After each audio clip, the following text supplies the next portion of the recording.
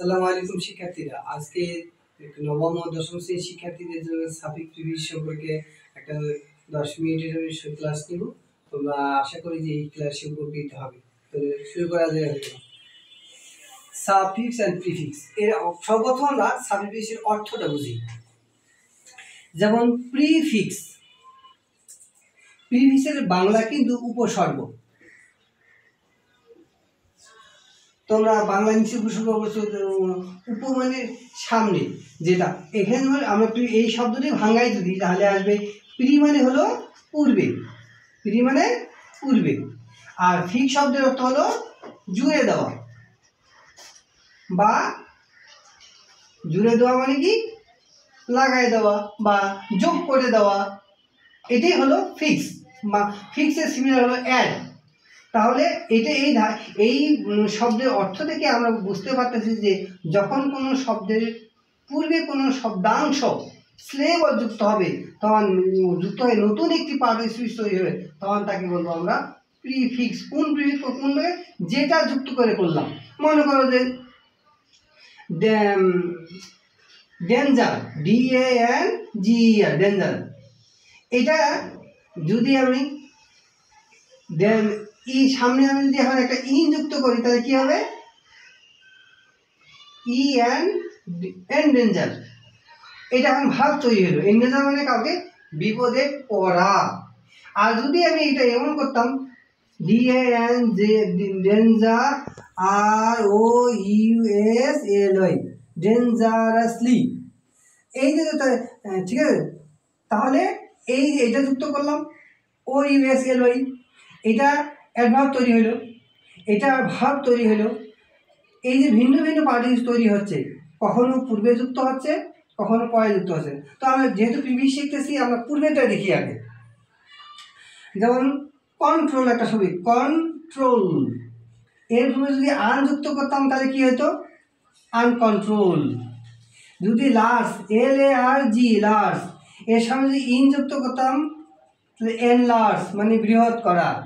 ঠিক আছে, এই যে কখনো আমরা আন যুক্ত করতেছি, কখনো ইন যুক্ত করতেছি, ঠিক আছে, আবার কখনো ভিন্ন ভিন্ন ওয়ার্ডের ক্ষেত্রে ভিন্ন ভিন্ন প্রিফিক্স যুক্ত হবে।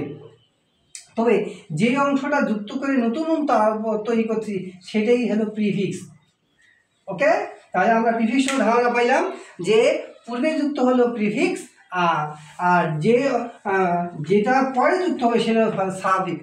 এবার যাই সাফিক্স, SUFFIX, সাফিক্স। এখানে দাও সাব হলো পরে মানে লেটার, ফিক্স মানে হলো অ্যাড বা যোগ করে দেওয়া, যোগ করা। ফিক্স মানে অ্যাড বা যোগ করে দেওয়া। তাহলে কোনো ওয়ার্ডের পরে যেগুলো যুক্ত করবো সেটাই। যেমন আমি একটা ওয়ার্ড লিখি হ্যাপি, HAPPY, হ্যাপি, এটাকে আমি যদি একটা নাউন তৈরি করতে চাই তাহলে কি হবে? হ্যাপি, আইটা উঠে গিয়ে INESS, হ্যাপিনেস। এই যে একটা নতুন INE, এটা যুক্ত করলাম। এটা আবার এভাবে করতে পারতাম, যেমন হ্যাপিলি, HAPPILY, হ্যাপিলি, এটা একটা তৈরি করতে পারতাম। তাহলে কোনোটা নাউন তৈরি হচ্ছে, কোনোটা অ্যাডভার্ব তৈরি হচ্ছে। ঠিক আছে, যে একটা শব্দ দেখে দাও বিউটি, BEAUTY, এটা কিন্তু নাউন। এই নাউন শব্দটিকে যদি আমি এখন যদি ভার্ব করতে চাই তাহলে আমরা যদি এটা ভার্ব বানাই তাহলে হবে BAUTIFY, যুক্ত করলে ভার্ব তৈরি হবে। তারপর যদি আমি এটাকে অ্যাডজেক্টিভ বানাইতে যাই তাহলে দেখো BEAUTIFULLY, দেখো ইফুলি যুক্ত করলে আমি অ্যাডজেক্টিভ তৈরি করলাম। তা বিউটিফুল, ইফুল যুক্ত করলে হলো অ্যাডজেক্টিভ। আর অ্যাডভার্ব যখন হবে তখন হবে BEAUTIFULLY, কারণ আমরা জানি কোনো অ্যাডজেক্টিভের সাথে LY যুক্ত করলে সেটা অ্যাডভার্ব হয়, সেটা অ্যাডভার্ব হয়। তাহলে অ্যাডজেক্টিভ বানাইলে ইফুল, অ্যাডভার্ব বানাইলে ইফুলি, আর ভার্ব বানাইলে ইফাই। এই যে আমরা যে শব্দাংশটুকু যুক্ত করতেছি IFY, IFUL, IFULLY, এই যে শব্দাংশগুলো আমরা যুক্ত করতেছি এটাই হলো সাফিক্স। তাহলে কোনো ওয়ার্ডের পরে যে শব্দাংশ যুক্ত হবে সেটাই হলো সাফিক্স, আর পূর্বে যুক্ত হলে প্রিফিক্স। আমি তোমাকে দেখাচ্ছি, দেখো লক্ষ্য করো প্রশ্নে কিভাবে থাকবে, তোমাদের আনসার কিভাবে করবা। একটা সেন্টেন্সে হি গোস টু স্কুল থাকলো ব্র্যাকেটে রিগুলার। এখন এই শব্দটাকে কি তৈরি করে তুমি কি সাফিক্স বসাবে না প্রিফিক্স বসায় তৈরি করবা, এটা ডিপেন্ড করবে তোমার উপরে। সেন্টেন্সটি ধরার কোন ধরনের ওয়ার্ড বসাতে, এখন একটা সাবজেক্ট আছে, ভার্ব আছে, অবজেক্টও আছে, তাহলে এরপরে জায়গাটা হলো অ্যাডভার্ব। এটা কার জায়গা? অ্যাডভার্ব। তাহলে এই অ্যাডভার্ব তৈরি করতে হলে রেগুলারের সঙ্গে ly তাহলে আমরা যদি রিগুলারলি ly যুক্ত করি তাহলে এটা অ্যাডভার্ব তৈরি হয়ে গেল। তাহলে আমরা এখানে ly যুক্ত করে করলাম। এখন অনেক সময় থাকে যে ইউ হ্যাভ টু ব্র্যাকেট দেওয়া থাকলো beauty BAUTY your hand writing WRITING hand writing. এই ক্ষেত্রে লক্ষ্য করো, এইবার সেন্টেন্সটা কি একটা ইনফিনিটিভ টু এর পরে ফাঁকা আছে। তা আমরা জানি যে ইনফিনিটিভ টু এর পরে সবসময় ভার্ব বসে, তাহলে বিউটি তো নাউন, এটাকে আমি ভাব তৈরি করতে হবে।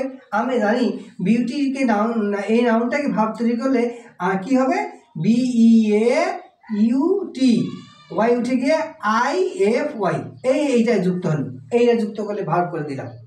এটা গেল অ্যাডজেক্টিভ অ্যাডভার্বের, এটা গেল ভার্বের। এবার যদি থাকে একই বাক্য যদি থাকতো, মনে করো যে Shanu is a dash bracket থাকলো বিউটি BAUTY গার্ল ব্র্যাকেট তাহলে গার্ল থাকলো। এখন আমরা জানি আর্টিকেলের পরে এবং নাউনের আগে যদি ফাঁকা থাকে তাহলে এই জায়গাটা হলো অ্যাডজেক্টিভের জায়গা। কার জায়গা? অ্যাডজেক্টিভের জায়গা। তাহলে এইটাকে বিউটি তো নাউন, এটাকে অ্যাডজেক্টিভ তৈরি করি, তাহলে এই বিউটি অ্যাডজেক্টিভ তৈরি করতে কী হবে BEAUTIFUL, এখানে শেষে কি যুক্ত করলাম IFUL। এই যে IF যুক্ত করলাম, এটা হলো সাফিক্স যুক্ত তৈরি করলাম। তাহলে আমরা একবার শিখলাম অ্যাডভার্বের ভার্বের, এবার কী করলাম অ্যাডজেক্টিভ তৈরি করলাম, এটা অ্যাডজেক্টিভের জায়গা, তাই এটা অ্যাডজেক্টিভ বানাইলাম। তাহলে সেন্টেন্সের কোন জায়গায় ফাঁকা আছে? অ্যাডভার্বের জায়গা ফাঁকা আছে, তাহলে অ্যাডভার্ব তৈরি করো। যদি ভার্বের জায়গা ফাঁকা আছে ভার্ব তৈরি করো। যদি অ্যাডজেক্টিভের জায়গা ফাঁকা আছে তাহলে অ্যাডজেক্টিভ তৈরি করো। এখন যখন নাউনের জায়গা ফাঁকা নাউন তৈরি করবো। যেমন dash is a good quality,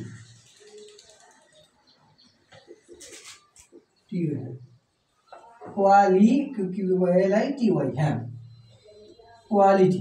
bracket একটা ভাব দিলাম যে অনেস্ট HONEST অনেস্ট সৎ, এটা অ্যাডজেক্টিভ। তাহলে আমার এই জায়গার ফাঁকা কিসের?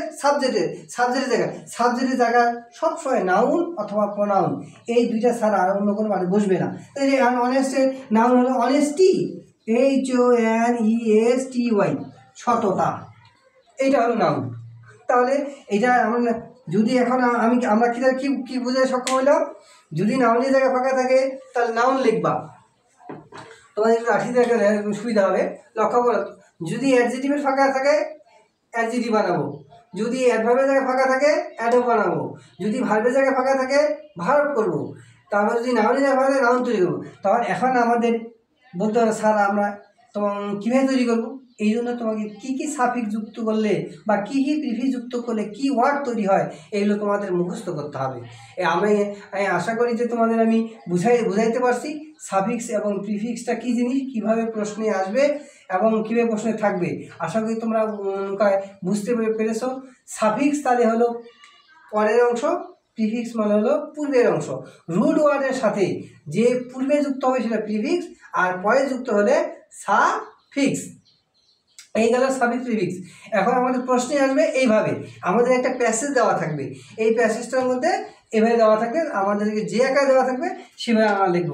তো আশা করি তোমরা বুঝতে পারছো। থ্যাংক ইউ স্টুডেন্টস, আসসালামু আলাইকুম।